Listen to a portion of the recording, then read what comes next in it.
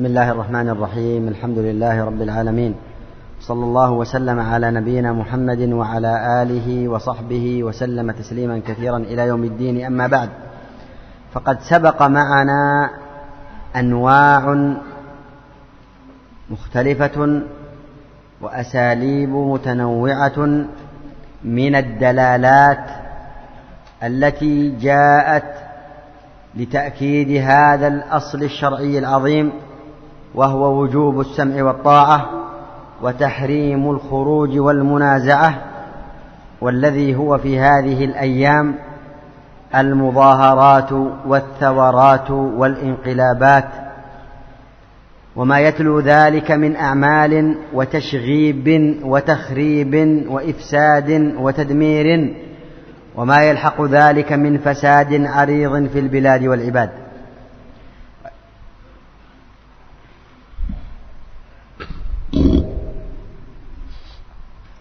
Bismillahirrahmanirrahim. Segala puji milik Allah Azza wa Jalla. Salawat dan salam terkirim kepada Rasulullah sallallahu alaihi wasallam, keluarganya dan para sahabatnya dan yang mengikutinya hingga yaumuddin. Adapun setelah itu telah berlalu, kita jelaskan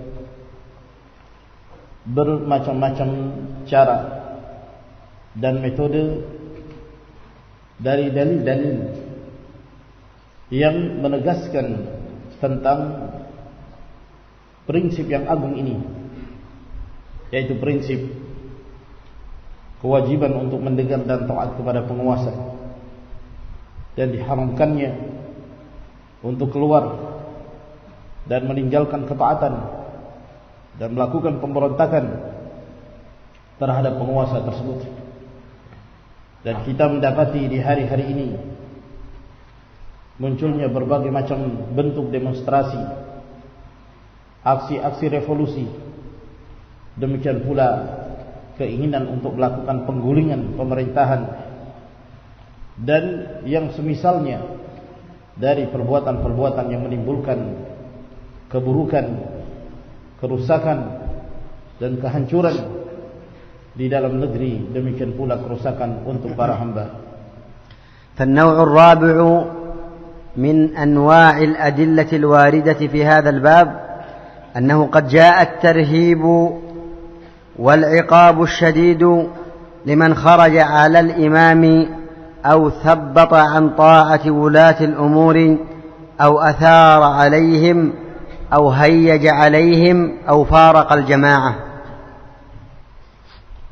Dan jenis yang keempat dari metode yang menegaskan tentang prinsip yang agung ini, adanya ancaman dan hukuman yang keras bagi seorang yang keluar dari ketaatan kepada penguasanya atau melakukan penggembosan untuk senantiasa taat kepada wulatul umur, kepada para penguasa, atau melakukan tindakan-tindakan yang membangkitkan emosi masyarakat terhadap penguasanya. Demikian pula ancaman terhadap orang yang memisahkan diri dari jamaah, yaitu memisahkan diri dari penguasanya. فمن ذلك قوله صلى الله عليه وسلم: من خرج من الطاعة وفارق الجماعة فمات مات ميتة جاهلية. Maka di antara yang menunjukkan hal ini adalah sabda Nabi sallallahu alaihi wasallam. Beliau mengatakan, man kharaja min at-ta'ah, barang siapa yang keluar dari ketaatan kepada penguasa dan dia meninggalkan jamaah kaum muslimin lalu dia mati, maka matinya adalah mati jahiliyah. ومن قاتل تحت راية أمية يغضب لعصبية أو يدعو لعصبية أو ينصر عصبية فقتل فقتلة جاهلية. Dan barang siapa yang berperang di bawah bendera fitnah, bendera kesesatan, di mana dia marah disebabkan karena fanatiknya terhadap satu kelompok tertentu, atau dia mengajak untuk bersikap fanatik pada kelompok tertentu, atau untuk memberikan pertolongan kepada kelompok tertentu, lalu dia terbunuh, maka dia pun terbunuh seperti terbunuhnya kaum jahiliyah. ومن خرج على أمة يضرب برها وفاجرها ولا يتحاشى من مؤمنها ولا يفي لذي عهد بعهده فليس مني ولست منه. Dan barang siapa yang keluar terhadap umatku ini dengan melakukan peperangan di mana dia menyerang atau membunuh yang taat dan yang fajir, dan dia tidak menjaga diri dari kaum mukmininnya, lalu dia tidak menunaikan janjinya terhadap orang-orang yang memiliki ketetapan perjanjian, yaitu penguasa, maka dia bukanlah dariku dan aku bukan pula bahagian darinya. فعلى ما يقتل هؤلاء وعلى ماذا يجاهد هؤلاء ومن أجل ماذا يضحون بأرواحهم وأنفسهم ودمائهم. Lalu mereka-mereka ini berdasarkan apa mereka terbunuh, dan berdasarkan apa mereka menganggap itu sebagai jihad di jalan Allah Subhanahu wa taala, yang akhirnya mereka pun mengorbankan jiwa-jiwa mereka dengan alasan bahwa itu adalah merupakan jihad. وقال صلى الله عليه وسلم ثلاثة لا تسأل عنهم رجل فارق الجماعة وعصى إمامه فمات عاصيا. Dan Rasulullah sallallahu alaihi wasallam bersabda, ada 3 golongan yang engkau tidak perlu bertanya tentang mereka. Seseorang yang meninggalkan jamaah kaum muslimin, lalu dia bermaksiat dan menyelisihi pemimpinnya, maka dia mati sebagai seorang pelaku maksiat. Wa amatun aw 'abdun abqa min sayyidihi famata. Dan yang kedua adalah hamba sahaya yang lelaki atau wanita, dia kabur meninggalkan tuannya, lalu kemudian dia mati dalam keadaan demikian. Wa imra'atun ghaba 'anha sayyiduha yakfiha al-mu'nah fatabarrajat fala tas'al 'anha. Kemudian yang ketiga adalah seorang wanita yang ditinggal oleh suaminya dalam keadaan suaminya telah memberikan kecukupan kepadanya, lalu kemudian dia bertabarruj, dia melakukan tabarruj, berdandan keluar dari rumahnya, maka tidak perlu engkau bertanya tentang keadaan mereka. Akhrajahu Ahmad wal Bukhari fi al-Adab al-Mufrad an Fudalah bin Ubaid wa hassanahu Ibnu Asakir. Hadis ini diriwayatkan oleh Imam Ahmad, demikian pula Imam Al-Bukhari dalam Al-Adab Al-Mufrad dari Fudalah bin Ubaid, dan hadis ini dihasankan oleh Ibnu Asakir. Wa qala sallallahu alaihi wasallam kama fi sahih Muslim min hadits Arfajah, man ataakum wa amrukum wahidun yuridu an yashqa asakum fadribu 'unuqahu ka'inan man kan. يشق عصاكم ويفرق كلمتكم فاقتلوه. وفي رواية إنها ستكون هنات وهنات أي أمور حادثة وفتن. إنها ستكون هنات وهنات فمن أراد أن يفرق أمر هذه الأمة وهي جميع فاضربوه بالسيف كائنا من كان. Demikian pula yang diriwayatkan oleh Imam Muslim dari hadis Arfajah radhiyallahu taala anhu, bahwa Rasulullah sallallahu alaihi wasallam bersabda, barang siapa yang datang kepada kalian dalam keadaan kalian telah bersatu di atas satu pemimpin, lalu kemudian orang yang datang ini hendak menghancurkan persatuan kalian dan memecah belah kalimat kalian, maka bunuhlah dia. Dalam riwayat yang lain, Nabi sallallahu alaihi wasallam mengatakan, sesungguhnya di masa mendatang akan muncul berbagai macam fitnah dan keburukan, maka barang siapa yang hendak memecah belah persatuan dari umat ini dalam keadaan mereka bersatu di atas satu imam, maka bunuhlah dia dengan pedang kalian dalam kondisi apapun. هذا أرحم الخلق صلى الله عليه وسلم الرؤوف بأمته الرحيم بأمته يأمر بقتل وقطع عنق من يخرج لهذا الأمر. لماذا؟ Maka perhatikanlah Rasulullah sallallahu alaihi wasallam. Beliau adalah hamba yang paling penyayang kepada makhluk ini. Beliau seorang yang pengasih. Beliau seorang yang penyayang. Maka beliaulah yang memerintahkan kepada umatnya untuk membunuh dan menebas leher orang yang keluar dari ketaatan pada penguasanya. Mengapa demikian? لأن الأمر خطير جدا ولأنه لو فتح الباب لأدى إلى فساد عريض. لو فتح الباب بدون حزم وضبط لأدى إلى فساد طويل عريض في الأرض. Sebab permasalahan ini merupakan perkara yang sangat berbahaya sekali. Kalau seandainya pintu fitnah ini dibuka, maka ini akan menjurus kepada kerusakan dan fitnah yang menyebar di tengah-tengah umat ini. Apabila pintu tersebut dibuka tanpa diikat, tanpa ditutup kembali, maka akan menimbulkan kerusakan di muka bumi ini.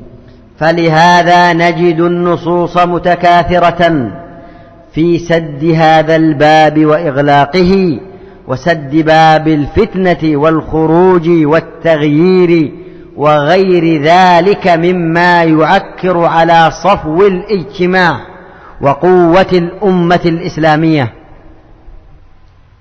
Oleh karena itu, engkau akan mendapati demikian banyak dalil-dalil yang diriwayatkan yang memerintahkan untuk menutup pintu ini. Pintu melakukan pemberontakan, melakukan revolusi untuk melawan penguasa, dan menutup segala celah yang dapat membuka pintu fitnah tersebut dan menyebabkan timbulnya peperangan, yang mana ini akan menyebabkan hilangnya kemurnian persatuan di tengah-tengah kaum muslimin.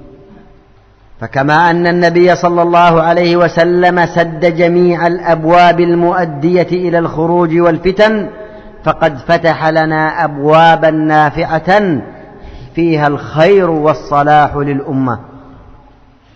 Sebagaimana Nabi sallallahu alaihi wasallam telah memerintahkan kepada umatnya untuk menutup segala pintu-pintu fitnah, yaitu pintu menuju kepada pemberontakan, kepada penguasanya, maka Nabi sallallahu alaihi wasallam telah membuka pintu-pintu pula untuk kita sekalian yang akan mengarah kepada kemaslahatan dan kebaikan. ومن ذلك الصبر فقد جاءت الأدلة كما سيأتي معنا الدالة على الصبر والتحمل في ذات الله جل وعلا. Dan termasuk di antara apa yang diperintahkan oleh Nabi sallallahu alaihi wasallam yang itu merupakan pintu kebaikan adalah bersabar. Bersabar dalam menghadapi kondisi. Maka telah datang dalil-dalil yang menunjukkan anjuran seorang untuk bersabar dan berusaha untuk memikul beban dari apa yang dihadapi dalam perkara tersebut semata-mata karena Allah Subhanahu wa taala. Kama ja'at an-nusus al-'ammah bit-targhib bid-du'a وجاءت الآثار عن السلف في الترغيب في الدعاء لولي الأمر. Sebagaimana telah datang dalil-dalil yang menunjukkan anjuran untuk mendoakan kebaikan kepada penguasa, sebagaimana diriwayatkan pula athar-athar dari para ulama salaf yang mana mereka menganjurkan untuk senantiasa mendoakan kebaikan untuk penguasa. وسطر علماء العقيدة في كتب العقائد أن الدعاء لولي الأمر من علامات أهل السنة وأن الدعاء على ولاة الأمر من علامات أهل الأهواء والبدع. Dan para ulama aqidah mereka telah menyebutkan di dalam kitab-kitab aqidah bahwa mendoakan kebaikan untuk penguasa itu termasuk di antara ciri-ciri Ahlus Sunnah, dan mendoakan keburukan terhadap penguasa itu termasuk di antara ciri-ciri Ahlul Bid'ah. Qala Abu Muslim al-Khawlani rahimahullah, innahu mu'ammarun 'alayka mithluk فإن اهتدى فاحمد الله وإن عمل بغير ذلك فادع له بالهدى ولا تخالفه فتضل. Telah berkata Abu Muslim Al-Khawlani rahimahullahu ta'ala, sesungguhnya akan diangkat sebagai pemimpin yang semisalmu. Apabila pemimpin tersebut diberi hidayah, maka hendaknya engkau memuji Allah subhanahu wa ta'ala. Namun apabila pemimpin itu melakukan perbuatan selain dari hidayah, maka doakanlah hidayah kepadanya, dan jangan sekali-kali engkau menyelisihinya yang menyebabkan engkau sesat. لا تخالفه فتضل أي لا تنازعه ولا تخرج عليه وإلا فإنك لا تتبعه في المعصية كما سبق معنا. Yang dimaksud dari ucapan beliau la tukhalifhu fatadil, jangan engkau menyelisihinya yang menyebabkan engkau tersesat. Maksudnya jangan engkau melakukan intervensi, jangan engkau meninggalkan ketaatan kepadanya yang menyebabkan engkau tersesat. Dan bukan yang dimaksud di sini bahwa engkau mengikutinya dalam perbuatan maksiat, sebab tidak diperbolehkan mengikuti apa yang disampaikan oleh penguasa dalam bermaksiat kepada Allah sebagaimana yang telah kita terangkan sebelumnya. Wa qala al-Fudail ibn Iyadh rahimahullah, "Law kanat li da'watun mustajabatun ma ja'altuha illa lis-sultan." Faqila lahu fassir lana hadha. قال إني لو جعلتها لي لم تعدني أي لم تتعدى مصلحتي وإن جعلتها للسلطان فإن بصلاحه صلاح البلاد والعباد. Demikian pula yang disebutkan oleh Fudail bin Iyadh rahimahullahu ta'ala. Beliau mengatakan, kalau seandainya aku memiliki doa, yang doa ini pasti terkabulkan, niscaya aku tidak akan menjadikan doa tersebut kecuali untuk kebaikan penguasa. Lalu kemudian ada seseorang bertanya kepada Fudail, terangkanlah kepada kami apa maksud dari ucapanmu ini.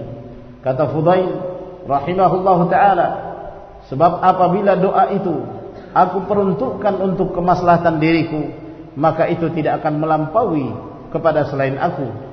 Namun apabila aku menjadikan doa yang terkabulkan itu untuk penguasa yang menyebabkan dia menjadi saleh, menjadi baik, maka akan menjadi baik pula negeri tersebut dan akan menjadi baik pula para hamba. وقال الإمام البربهاري رحمه الله تعالى: إذا رأيت الرجل يدعو على السلطان فاعلم أنه صاحب هوى وإذا سمعت الرجل يدعو للسلطان بالصلاح فاعلم أنه صاحب سنة إن شاء الله. Demikian pula yang disebutkan oleh Imam Al-Barbahari rahimahullah. Kata beliau, apabila engkau melihat seseorang mendoakan kejelekan terhadap penguasa, maka ketahuilah dia adalah seorang yang mengikuti hawa nafsu. Dan apabila engkau melihat seseorang mendoakan kebaikan untuk penguasa, maka ketahuilah dia termasuk di antara ahlus sunnah insyaallah.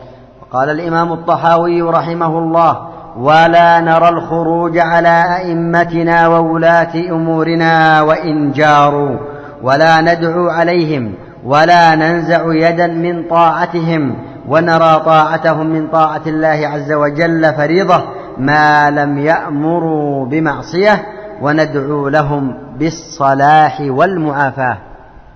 Demikian pula yang dikatakan oleh At-Tahawi rahimahullah dalam akidahnya. Kata beliau, dan kami tidaklah memandang diperbolehkannya keluar dari ketaatan kepada pemimpin-pemimpin kami dan para penguasa kami, meskipun para penguasa itu adalah orang-orang yang zalim, dan kami tidak mendoakan kejelekan untuk mereka, dan kami tidak melepaskan tangan ketaatan kami terhadap mereka, dan kami menganggap ketaatan kepada penguasa merupakan bentuk ketaatan kepada Allah Azza wa Jalla, dan itu merupakan sebuah kewajiban selama mereka tidak memerintahkan untuk melakukan kemaksiatan, dan kami senantiasa mendoakan kebaikan untuk mereka agar mereka diberi kemaslahatan dan diberi kebaikan. ومن الأساليب والأنواع في الدلالات وجوب مناصحة ولاة الأمور سرا لا جهرا. Dan termasuk di antara metode dan cara di dalam syariat yang menunjukkan agungnya prinsip ini adalah kewajiban untuk menasihati penguasa, menasihati para pemimpin dengan cara rahasia, bukan dengan cara transparan dan terang-terangan. ولا يخفى عليكم جميعا حديث الدين النصيحة ولأئمة المسلمين وعامتهم. Dan tidak tersamarkan bagi kalian hadis Rasulullah sallallahu alaihi wasallam ketika beliau mengatakan ad-dinun nasihah, agama itu adalah nasihat, lalu beliau mengatakan yaitu nasihat untuk pemimpin-pemimpin kaum muslimin, demikian pula untuk kaum muslimin secara umum. وروى الإمام أحمد في مسنده وأبو داود في سننه أن النبي صلى الله عليه وسلم قال: ثلاث لا يغل أو لا يغل عليهن قلب امرئ مسلم: إخلاص العمل لله تعالى، والنصيحة لولاة الأمر، ولزوم الجماعة، فإن دعوتهم تحيط من ورائهم. Demikian pula diriwayatkan oleh Imam Ahmad dalam musnadnya dan Abu Daud dalam sunannya bahwa Rasulullah sallallahu alaihi wasallam bersabda, ada 3 perkara yang tidaklah menjadi dengki atas 3 perkara ini hati setiap muslim. Yang pertama adalah mengikhlaskan amalan hanya untuk Allah Subhanahu wa taala semata. Yang kedua, menyampaikan nasihat untuk para penguasa, dan yang ketiga, komitmen terhadap jamaah kaum muslimin, karena sesungguhnya doa mereka itu berada di balik atau di belakang jamaah kaum muslimin tersebut. ولكن النصيحة للسلطان مقيدة بالسر لا بالإعلان والجهر درءا للفساد والفوضى والمشاقة. Setelah kita mengetahui tentang disyariatkannya menasihati penguasa, namun menasihati penguasa itu dilakukan dengan cara rahasia, tidak dilakukan dengan cara terang-terangan di hadapan khalayak, sebab yang demikian akan menimbulkan kerusakan dan kehancuran. فقد روى الإمام أحمد في مسنده وابن أبي عاصم من حديث عياض بن غنم رضي الله عنه قال: قال رسول الله صلى الله عليه وسلم: من أراد أن ينصح لذي سلطان فلا يبده علانية وليأخذ بيده فإن سمع منه فذاك وإلا كان أدى الذي عليه. Telah diriwayatkan oleh Al-Imam Ahmad dalam musnadnya, demikian pula Ibn Abi Asim dari hadis Iyad bin Ghunm radhiyallahu anhu bahwa beliau berkata, telah bersabda Rasulullah sallallahu alaihi wasallam, barang siapa yang hendak menasihati penguasa, maka janganlah dia menampakkannya secara terang-terangan, namun hendaknya dia mengambil tangannya, dan apabila nasihat itu didengar darinya, maka itulah yang diinginkan. Namun apabila nasihatnya tidak diterima, maka sungguh dia telah menunaikan apa yang menjadi kewajibannya dalam menyampaikan nasihat. قال العلامة الشوكاني رحمه الله تعالى: ولكنه ينبغي لمن ظهر له غلط الإمام في بعض المسائل أن يناصحه ولا يظهر الشناعة عليه على رؤوس الأشهاد، بل كما ورد في الحديث أن يأخذ بيده ويخلو به ويبذل له النصيحة ولا يذل سلطان الله. Demikian pula yang diterangkan oleh Al-Allamah Muhammad bin Ali Asy-Syaukani rahimahullahu ta'ala. Kata beliau, namun sepantasnya bagi seorang yang nampak baginya kekeliruan yang dilakukan oleh seorang pemimpin dalam sebagian permasalahan-permasalahan, maka hendaknya dia menasihatinya, dan jangan dia menampakkan dan jangan dia mengumbar aib dari penguasa tersebut di hadapan khalayak ramai, sebagaimana yang telah disebutkan di dalam hadis, di mana dia dianjurkan untuk mengambil tangannya lalu berduaan dengannya, lalu kemudian setelah itu dia menyampaikan nasihat, dan jangan dia menghinakan penguasa yang telah ditetapkan oleh Allah Subhanahu wa taala. Ayyuhal ikhwatul kiram, a'azzani wa a'azzakumullahu bi ta'atihi wa as'adani wa iyyakum bi ittiba'i syar'ihi. Ayyuhal ikhwatu, innal adillata mutanawwi'atun kama sabaqa an qulna, wa innaha kathiratun jiddan. والآثار عن الصحابة والتابعين أكثر وأكثر، وقد اقتصرنا على جزء يسير من ذلك مراعاة للوقت. Para ikhwas sekalian, semoga Allah Azza wa Jalla memberikan kebahagiaan kepada kami dan kalian di atas Alkitab dan As-Sunnah, bahwa sesungguhnya dalil-dalil yang diriwayatkan dari Nabi sallallahu alaihi wasallam itu bermacam-macam dan banyak jenisnya, sebagaimana yang telah lalu. Dan athar-athar, riwayat-riwayat yang datang dari para sahabat dan tabi'in itu lebih banyak lagi. Namun di sini kami sengaja meringkas karena memperhatikan waktu yang sempit ini. وتبقى معنا تساؤلات عديدة من أهمها: هل الحكام وولاة الأمور هم المخطئون فقط؟ وبمعنى آخر: هم المخطئون ونحن مصيبون أتقياء بررة؟ Maka di sini masih tersisa pertanyaan yang penting untuk kita jadikan sebagai sebuah pertanyaan. Apakah para penguasa dan orang-orang yang diberikan tanggung jawab dalam pemerintahan, apakah mereka saja yang melakukan kesalahan? Ataukah dari kalangan rakyat mereka pun juga melakukan kesalahan? Atau mereka termasuk orang-orang yang bertakwa, yang taat? Dengan makna, apakah setiap musibah yang terjadi dan setiap perkara-perkara yang muncul itu disebabkan karena penguasa dan bukan disebabkan karena kita sebagai rakyat? ولماذا صار أهل السنة السلفيون هم الوحيدون أو الأكثر تحذيرا من هذه الفتن وتقريرا لهذا الأصل العظيم؟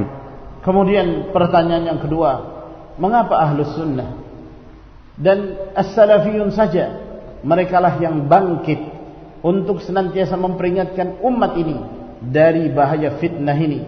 Merekalah yang paling sering mengingatkan umat, mengingatkan manusia dari bahaya melakukan sikap penentangan dan perlawanan kepada penguasa. وهل أمر أهل السنة والجماعة هل أمرهم للناس بالسكون والسكينة والهدوء والسمع والطاعة؟ هل عندما يأمرون الناس بهذا هل هم يبررون أخطاء الحكام وولاة الأمور؟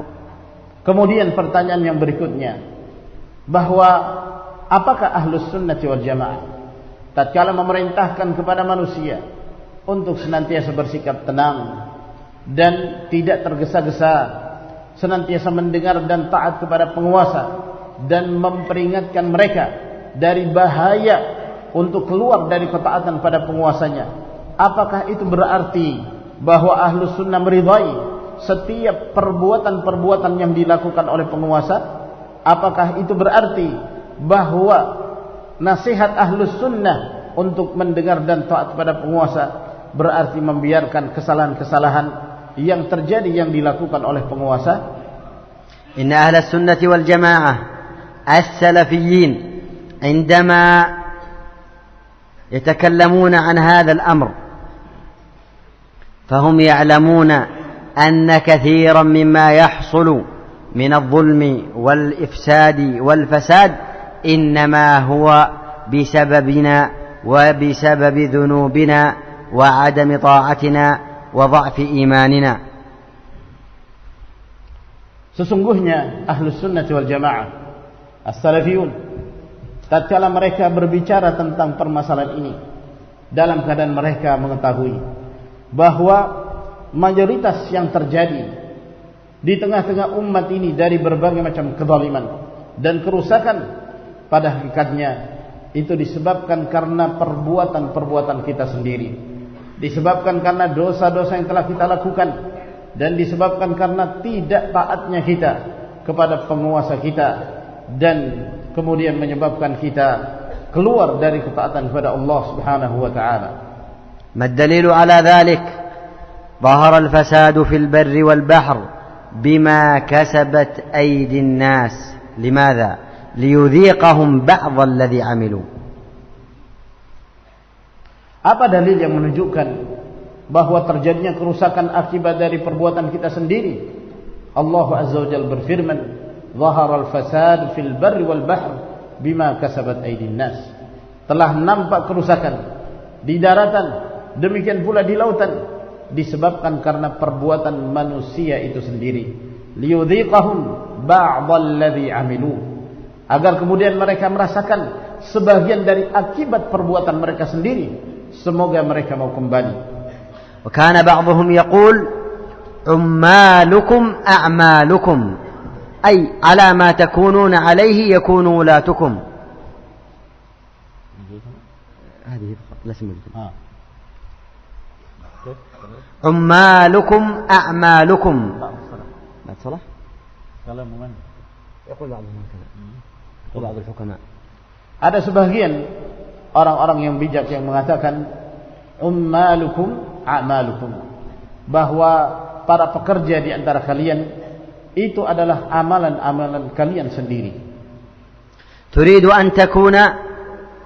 تريد من حاكمك وولي أمرك أن يكون عادلا تقيا زكيا وأنت أيها المواطن فيك من الفساد والمعاصي والخلل ما الله به عليم. Engkau ingin agar penguasamu itu menjadi seorang yang bersikap adil, bertakwa, saleh, suci, sementara engkau sendiri sebagai rakyat melakukan berbagai macam tindakan kerusakan dan kemaksiatan yang Allah Subhanahu wa taala Maha mengetahui tentang apa yang kamu perbuat. Inna Allah la yughayyiru ma biqaumin hatta yughayyiru ma bi anfusihim. Sesungguhnya Allah Azza wa Jalla tidak akan merubah nasib satu kaum hingga mereka melakukan perubahan terhadap diri mereka sendiri. لو أصلحت نفسي وأصلحت بيتي وأصلحنا الحي هذا ثم الذي يليه فصلحت المنطقة فصلحت الدولة ستكون الدولة صالحة، لكن الفساد منا أفرادا وجماعات أولا وآخرا. Apabila aku melakukan kemaslahatan untuk diriku, untuk keluargaku, untuk orang-orang yang ada di sekitar kita, untuk masyarakat kita, sehingga masyarakat itu menjadi baik, maka dengan demikian akan menjadi baik negeri tersebut. Namun disebabkan karena kerusakan yang dilakukan oleh individu dalam sebuah negeri atau adanya kelompok-kelompok tertentu, maka hal yang seperti inilah yang akan menimbulkan kerusakan. Ahlus sunnati wal jamaah fi hadzal bab يقررون ما دلت عليه الأصول الشرعية والقواعد المرعية، فهم يقولون بالسمع والطاعة ولا يقولون بالسمع والطاعة في معصية الله، ويقولون بالصبر وينصحون الناس بالصبر والدعاء والمناصحة سرا اتباعا للأدلة، ولا يبررون أخطاء الولاة ولا يحبونها بل يبغضونها ويبرؤون إلى الله بقلوبهم منها. Maka Ahlus Sunnah wal Jamaah dalam perkara ini mereka senantiasa berjalan di atas prinsip-prinsip yang telah ditetapkan di dalam syariat, di mana mereka mengatakan untuk mendengar dan taat kepada pemimpin mereka, namun mereka mengatakan bahwa tidak diperbolehkan taat dalam bermaksiat kepada Allah Subhanahu wa taala. Mereka juga memerintahkan untuk bersabar dalam menghadapi kezaliman dan kesalahan penguasa dan mendoakan kebaikan untuk mereka, serta menyampaikan nasihat dengan cara rahasia.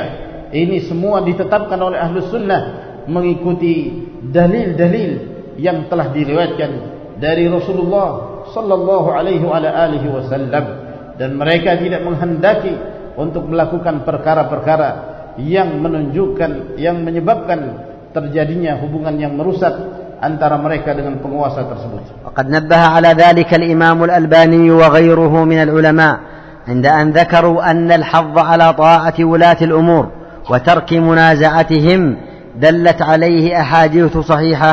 ثم قال الشيخ رحمه الله: ولذلك فلا يجوز الخروج عليهم وقتالهم ليس حبا لأعمالهم وإنما درءا للفتنة وصبرا على ظلمهم في غير معصية الله. ثم ذكر أحاديث في ذلك.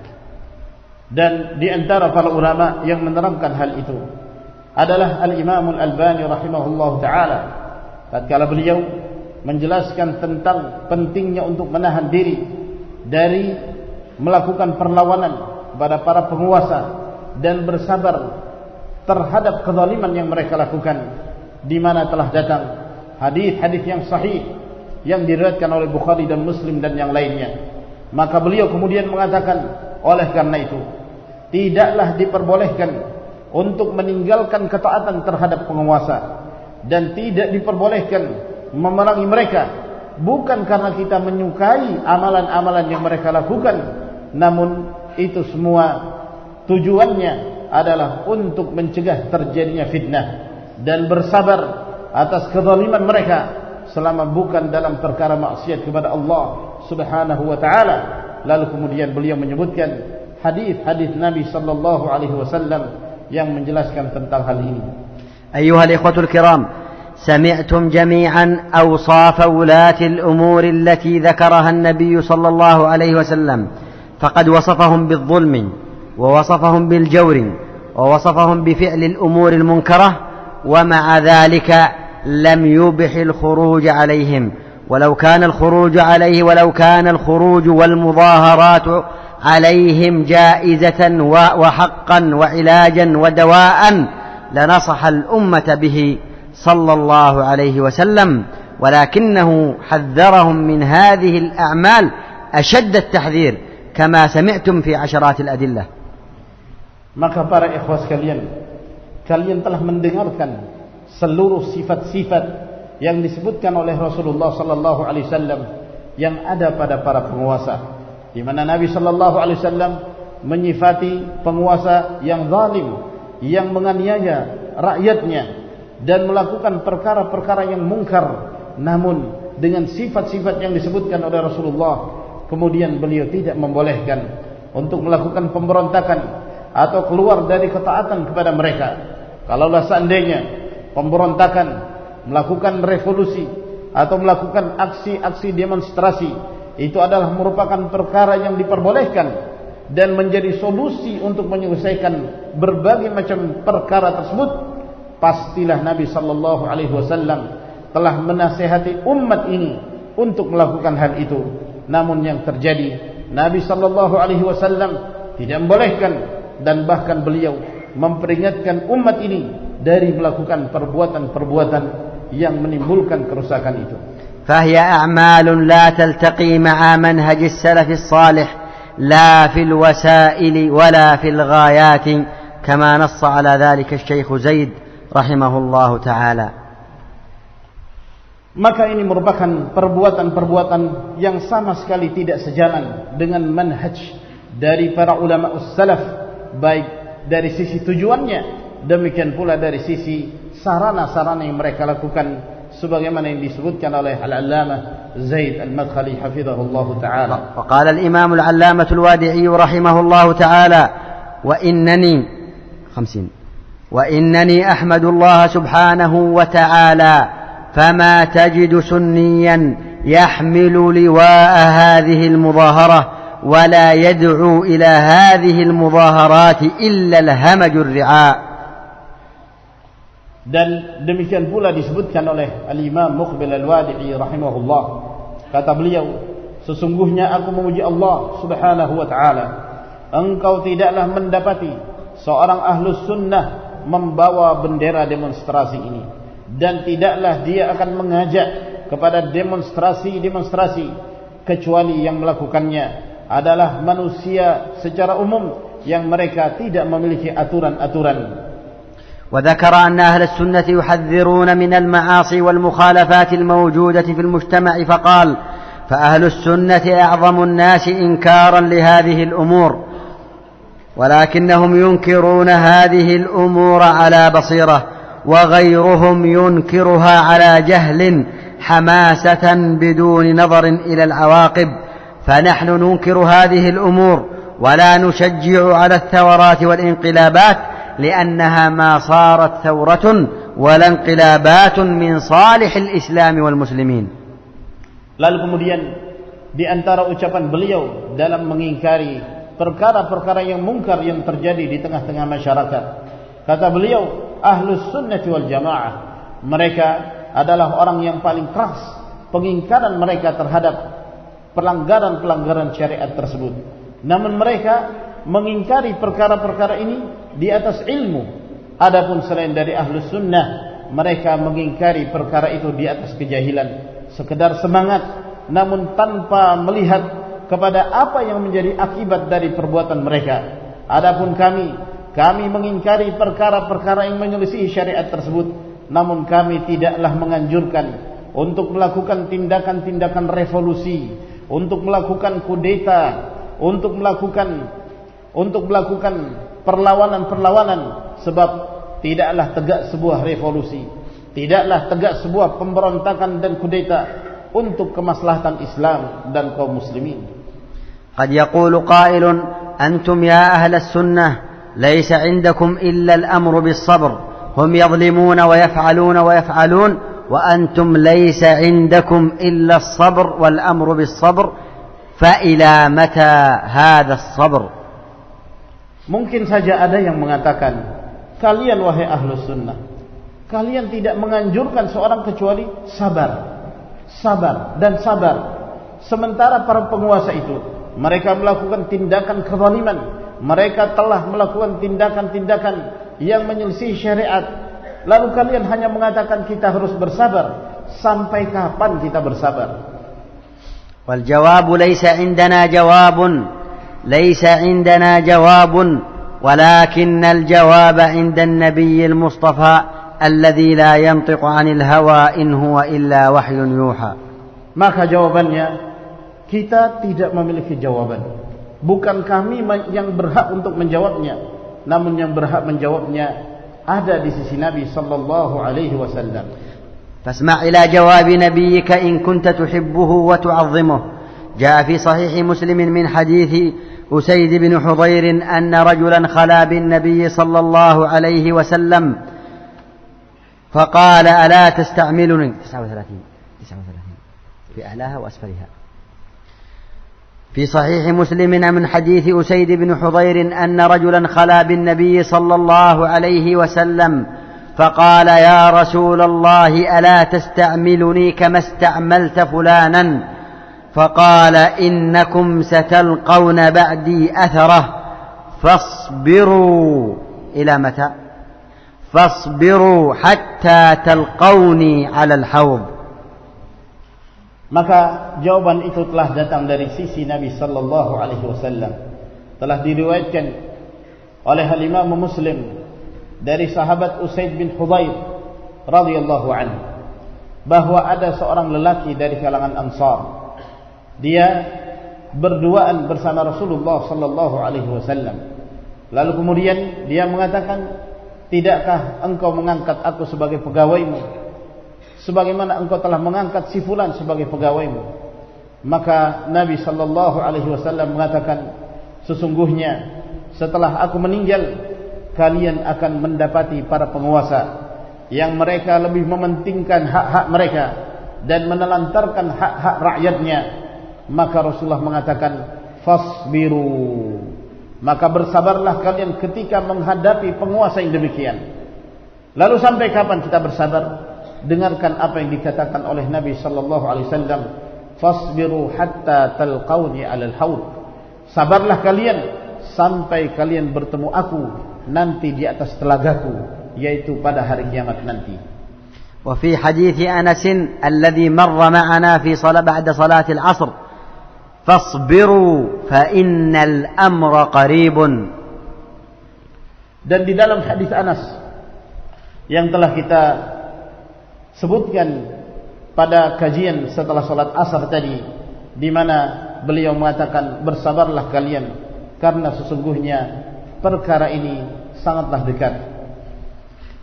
ولنختم بسؤالين. السؤال الأول: ما الذي تحتاجه إندونيسيا؟ آخر الصفحات الأخيرة. نعم، 3 صفحات. ما الذي تحتاجه هذه البلاد الطيبة في هذه الأحداث الجارية في هذه الأيام؟ Maka kami ingin menutup kajian kita pada hari ini dengan menyampaikan 2 pertanyaan. Yang pertama, apa yang dibutuhkan oleh Indonesia dalam menghadapi berbagai macam problem, berbagai macam kejadian-kejadian ini? إندونيسيا وغيرها من بلدان المسلمين تحتاج إلى الاستقامة على دين الله حكاما ومحكومين. Maka baik Indonesia, demikian pula negara-negara yang lain, mereka sangat butuh untuk memiliki prinsip istiqamah, tegak di atas agama Allah Subhanahu wa taala secara umum, baik penguasa demikian pula rakyatnya.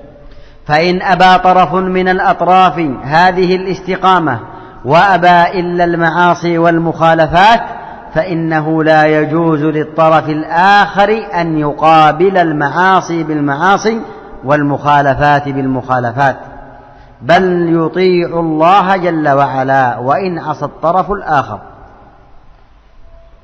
Maka apabila salah satu di antara sekian pihak mereka tidak menghendaki kecuali berbuat maksiat dan menyelisih syariat Allah Subhanahu wa taala, maka itu tidaklah membolehkan bagi pihak-pihak yang lain untuk menghadapi sebuah kemaksiatan dengan melakukan kemaksiatan, untuk menyikapi sebuah perkara yang menyelisih syariat dengan melakukan perkara yang juga menyelisihi syariat, namun hendaknya dihadapi dengan bentuk ketaatan kepada Allah Subhanahu wa taala dan ketakwaan.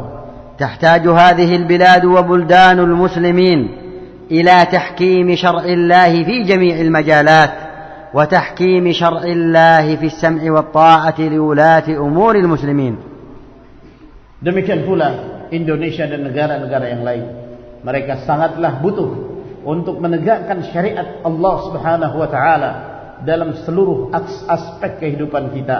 Demikian pula secara khusus dalam perkara sikap mendengar dan taat dan meninggalkan untuk keluar dan melakukan pemberontakan terhadap penguasa. تحتاج هذه البلاد وبلدان المسلمين إلى تحكيم العقل الصحيح والاتعاظ والاعتبار بما حل في ديار المسلمين الذين خرجوا للمظاهرات، فإن السعيد من وعظ بغيره والشقي من وعظ به غيره. Demikian pula Indonesia dan negara-negara yang lain sangat butuh untuk senantiasa memberi solusi dengan cara menerapkan akal yang sehat, akal yang baik, dan mengambil pelajaran dari apa yang telah menimpa atau negeri-negeri yang lainnya disebabkan karena mereka melakukan demonstrasi dan perkara-perkara yang semisalnya. Maka seorang yang berbahagia adalah seorang yang mengambil pelajaran terhadap yang lainnya dari kejadian-kejadian tersebut. تحتاج هذه البلاد وبلدان المسلمين إلى نشر شعيرة الأمر بالمعروف والنهي عن المنكر ووسائل الإصلاح الشرعية والبعد عن وسائل التغيير الغربية. Indonesia demikian pula negara yang lain sangat butuh untuk menyebarkan syiar amar ma'ruf nahi munkar, mengajak kepada kebaikan dan mencegah dari kemungkaran, dan menjadikan sarana-sarana yang memungkinkan untuk mendatangkan kemaslahatan untuk negeri tersebut. تحتاج هذه البلاد إلى التوبة والإنابة والرجوع إلى الله وغيرها من بلدان المسلمين، وتحتاج هذه البلاد وجميع بلدان المسلمين إلى الدعاء والتضرع إلى الله جل وعلا أن يكشف الفتن ما ظهر منها وما بطن وأن يدعو المسلمون لوزرائهم وأمرائهم وولاة أمورهم بالصلاح والخير والمعافاة. Demikian pula Indonesia ini dan seluruh negara-negara kaum muslimin, mereka sangat butuh untuk senantiasa bertaubat dan kembali kepada Allah Subhanahu wa taala. Indonesia demikian pula negara yang lainnya sangat butuh untuk senantiasa berdoa kepada Allah, untuk berserah diri kepada Allah Subhanahu wa taala. Semoga Allah Azza wa Jalla menghilangkan dan melenyapkan dari mereka berbagai macam fitnah, fitnah yang zahir dan fitnah yang batin, dan senantiasa mendoakan kebaikan untuk para menteri-menterinya, untuk para penguasanya, demikian pula orang-orang yang diberi tanggung jawab untuk melakukan hal-hal yang berkaitan dengan pemerintahan. Semoga Allah Subhanahu wa taala memberikan hidayah dan kebaikan untuk mereka. Ya ma'asyiral Indonesia, tadhakkaru ni'amallahi 'alaikum wa la tahtaqiru ma manna Allah bihi 'alaikum min ni'matil amni wal amani wal istiqrar. Fa inna hadhihi an-ni'am qad kanat mawjudatan lada ghayrikum fakafaru bi an'amillah فأذاقهم الله لباس الجوع والخوف فصاروا مشردين مطردين يتمنون أن ترجع إليهم هذه النعمة. Wahai para kalian orang-orang Indonesia, hendaknya kalian senantiasa mengingat nikmat-nikmat yang Allah Subhanahu wa taala berikan kepada kalian. Jangan kalian menganggap remeh apa yang telah Allah Azza wa Jalla berikan kepada kalian dari kenikmatan, ketentraman, rasa aman di dalam negeri ini. Hendaknya kalian senantiasa bersyukur atas besarnya nikmat Allah Subhanahu wa taala. Hendaknya kalian mengetahui bahwa kenikmatan ini dahulu dimiliki oleh negara-negara yang lain. Mereka juga dahulu merasakan kenikmatan, ketentraman dan ketenangan dalam negeri mereka. Namun di saat mereka kufur terhadap nikmat-nikmat yang Allah Subhanahu wa taala berikan, maka Allah Azza wa Jalla menimpakan kepada mereka rasa lapar, perasaan takut, sehingga mereka terusir dari negeri mereka sendiri, dan mereka melakukan pengungsian ke tempat-tempat yang lainnya, dan mereka sangat berkeinginan dan berharap untuk bisa kembali apa yang pernah mereka rasakan terdahulu dari nikmat, ketentraman dan keamanan tersebut. Kam min unasin fi buldanihim la yastati'una al-khuruj ila al-masajid aminin, wa kam min unasin taraku buldanahum ma yuqaribu 'asharat as-sinin la yastati'una ar-ruju'a ilayhim ba'da an hallat fi biladihim al-mudaharat wa antajat fi awtanihim al-wailat.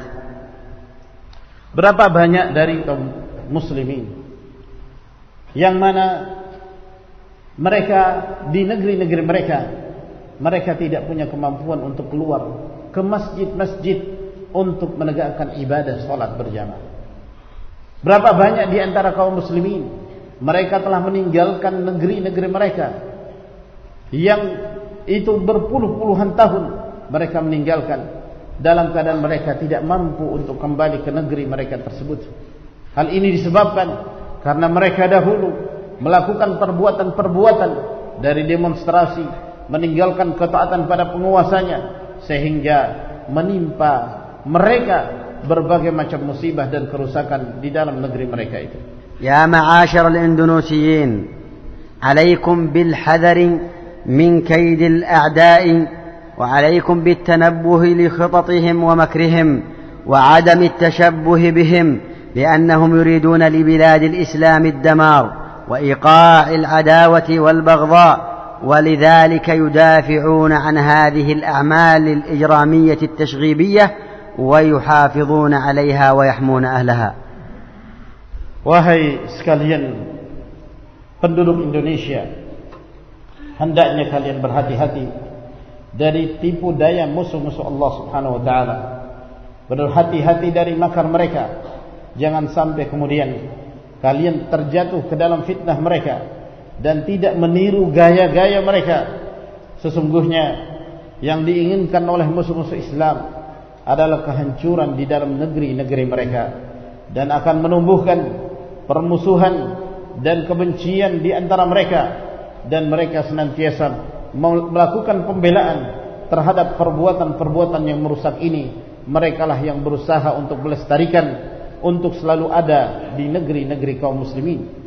Inna min a'zami wa ahammi ma tahtajuhu buldanul muslimin hum du'atun sadiqun yad'una ila at-tauhid was-sunnah wa yuhadhdhiruna min asy-syirki wal-bid'ah لأن التوحيد والسنة أمن وأمان الذين آمنوا ولم يلبسوا إيمانهم بظلم أولئك لهم الأمن وهم مهتدون.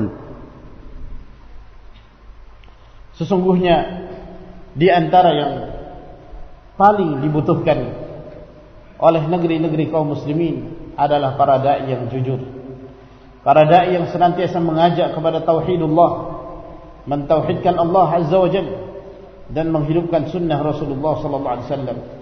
Para dai yang senantiasa memperingatkan manusia dari bahaya kesyirikan dan bid'ah, dan bahayanya berbagai macam fitnah dan hal-hal yang dapat menghilangkan rasa aman dan ketentraman.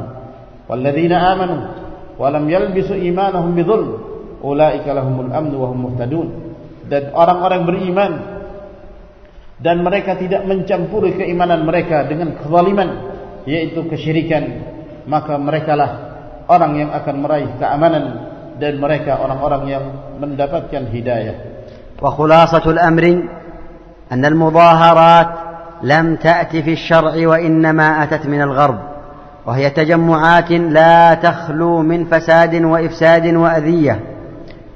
وإن قيل إنها سلمية فإن السلم بعيد عنها وإن وجدت هذه السلمية فإنها لا تعطي أثرا ولا نتيجة وإن هذه الأساليب ليست من أساليب الإسلام وإنما الأساليب الإسلامية الشرعية هي الدعاء لولاة الأمر والسمع والطاعة لهم وعدم مطالبتهم وإن ظلموا والدعاء ونشر الأمر بالمعروف والنهي عن المنكر والسعي في كل صلاح دل عليه الدليل والابتعاد عن كل فساد دل عليه الدليل ومعرفة أن من أعظم أسباب البلاء هي ذنوبنا فلنصحح ذنوبنا ولنصلح أنفسنا ومجتمعاتنا لتصلح لنا أمورنا. وفق الله الجميع لما يحب ويرضى. اللهم إنا نسألك الهدى والتقى والعفاف والغنى. اللهم إنا نسألك التوفيق والسداد. اللهم أعنا ولا تعن علينا وانصرنا ولا تنصر علينا وامكر لنا ولا تمكر علينا واهدنا ويسر الهدى لنا وانصرنا على من بغى علينا. اللهم احفظ لإندونيسيا أمنها واستقرارها. اللهم احفظ لإندونيسيا أمنها واستقرارها واهد شعبها وحكامها لأحسن الأقوال والاعتقادات والأفعال. اللهم إنا نسألك التوفيق والسداد لحكام المسلمين أجمعين ولشعوب المسلمين أجمعين، وأن تجعل ولايتنا في من خافك واتقاك واتبع رضاك يا رب العالمين. اللهم اصلح بلاد المسلمين أجمعين. اللهم أصلح بلاد المسلمين أجمعين وابعد عنهم الشرور والأشرار يا رب العالمين. والحمد لله رب العالمين.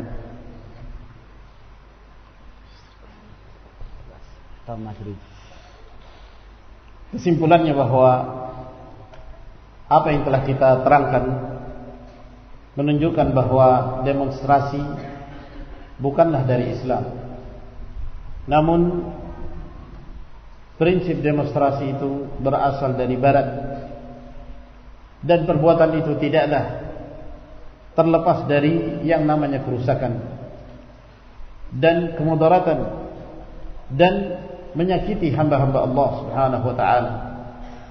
Kalau seandainya ada yang mengatakan bahwa itu adalah merupakan aksi damai, maka sesungguhnya ucapan damai itu sangat jauh sekali dari demonstrasi yang dilakukan.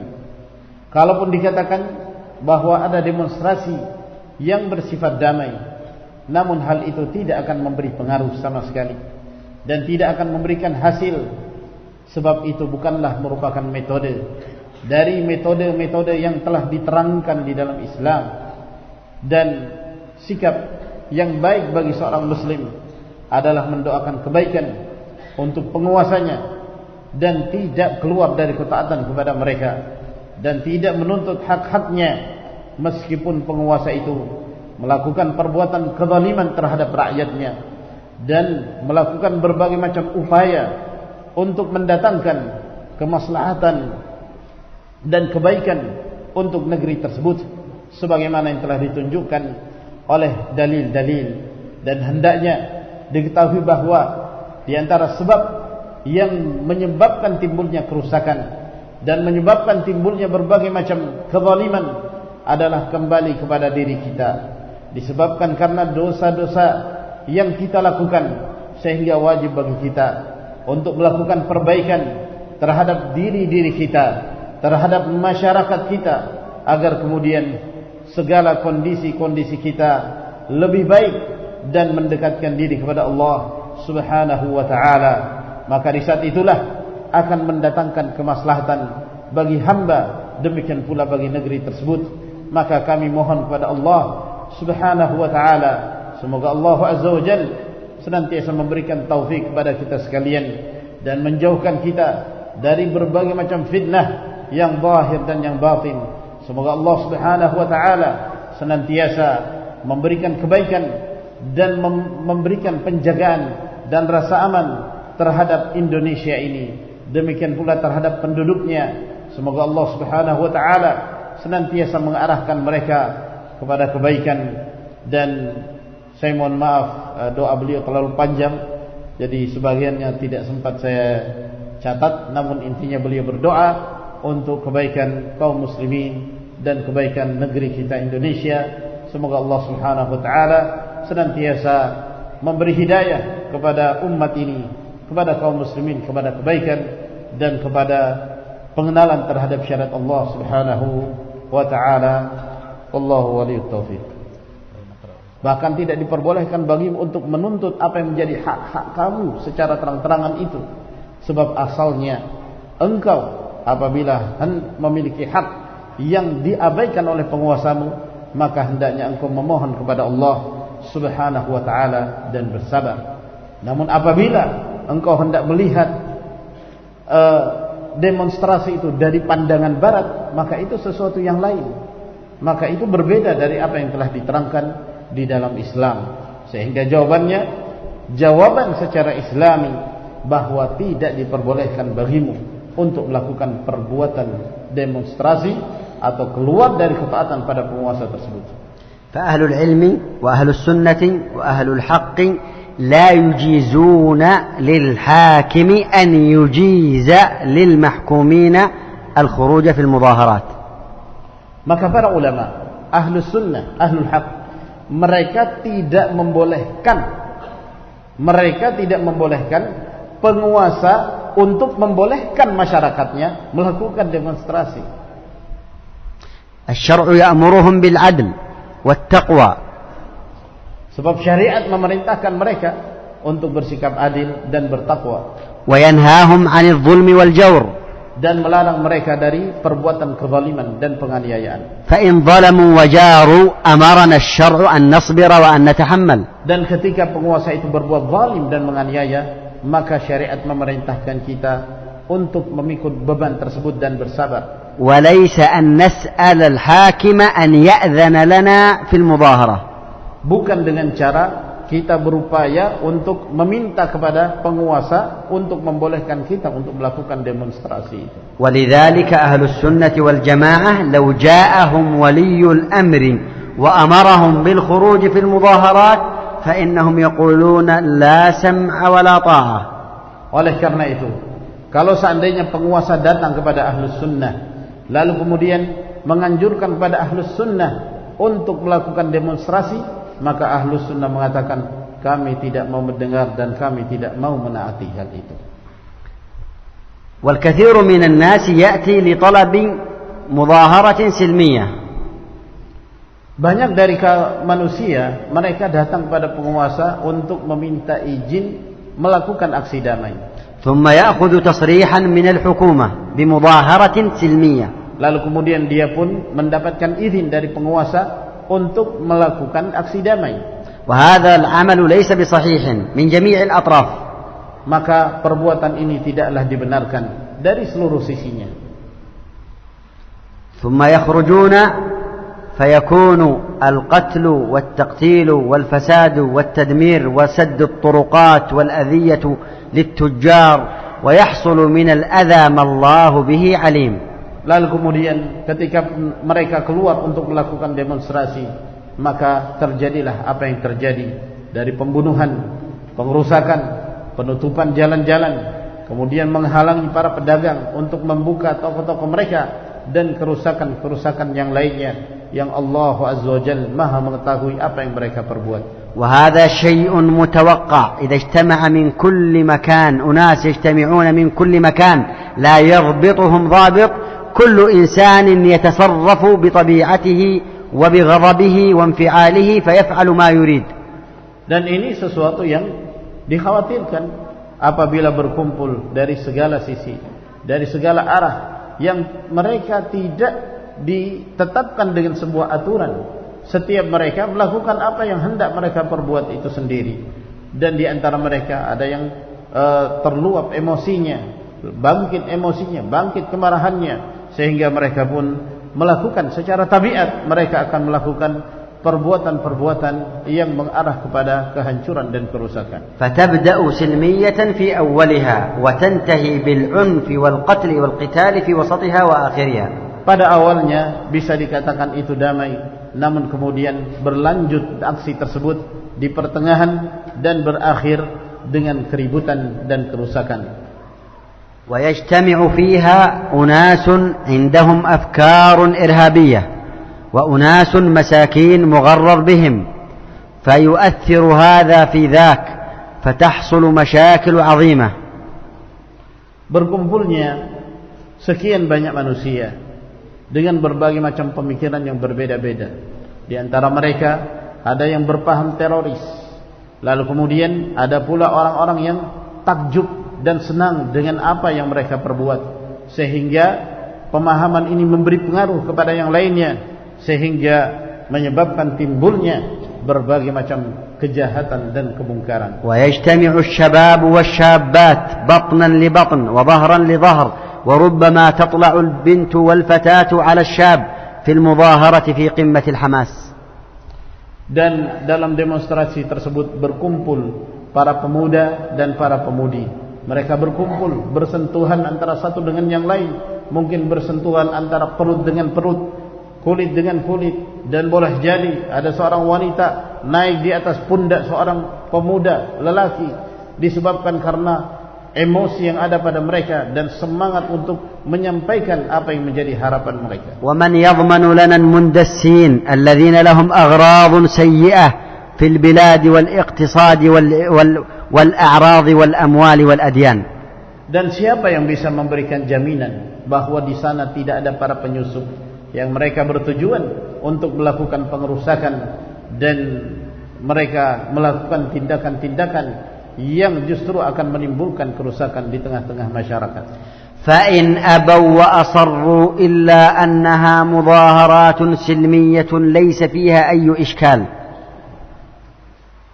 Kalau mereka tetap mengeyel dan mengatakan bahwa ini adalah demonstrasi yang merupakan aksi damai dan tidak akan menimbulkan kerusakan apapun, فنقول لهم وأي أثر لمثل هذه الأفعال وما هي النتائج التي تحصلون عليها أيها السلميون.